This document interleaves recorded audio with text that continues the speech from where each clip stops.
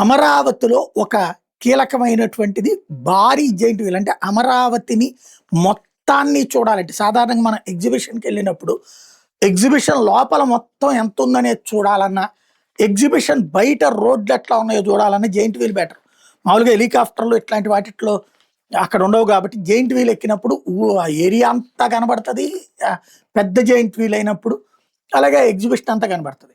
ఇప్పుడు అమరావతి అన్నటువంటి మొత్తాన్ని కనిపించేంత ఒక పెద్ద జెయింట్ వీల్ 139 మీటర్లది ఏర్పాటు చేస్తున్నారు. దానికి భూమిని కేటాయించారు.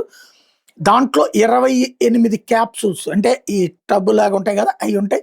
ఒక్కో క్యాప్సూల్‌లో ఏకంగా 20-25 మంది మామూలుగా ఎగ్జిబిషన్‌లో ఉండే దాంట్లో ఇద్దరు పట్టేది, ముగ్గురు పట్టేది, ఐదుగురు పట్టేది, ఆరుగురు పట్టేది ఉంటది.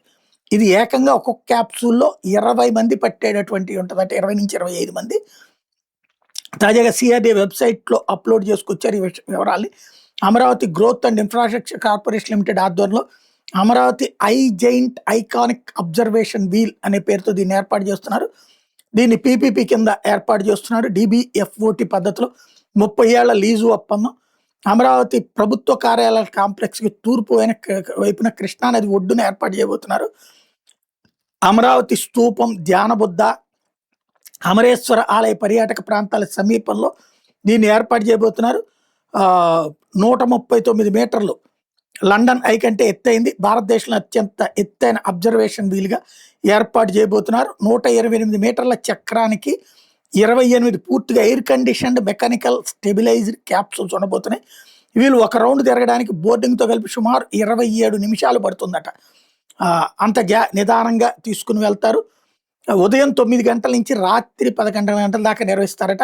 ఏడాదికి 255 రోజులు ఆదాయం వస్తుందని అంచనా వేస్తున్నారు. ప్రాజెక్ట్ ఆర్థికంగా లాభసాటిగా మారేందుకు వీలుగా దీన్ని 2 భాగాలకి కేవలం వీల్ ప్రాజెక్ట్ కమర్షియల్ డెవలప్‌మెంట్‌గా విభజించారు.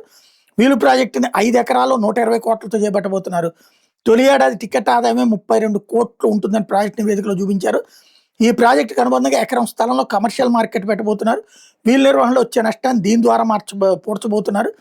ఢిల్లీ వైఫల్యం నేపథ్యంలో అమరావతి ప్రాజెక్టులో ఆ లోపాలు లేకుండా నిర్వహించాలన్నటువంటిది నిర్ణయించారు.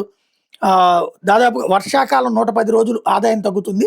అదే సమయంలో గంటల ప్రయాణ దూరంలో 1.3 కోట్ల మంది స్థానిక జనాభా, ఏటా రాష్ట్రానికి వచ్చే 25.5 కోట్ల పర్యాటకుల వల్ల భారీ మార్కెట్ ఉంటుందని అంచనా వేస్తున్నారు.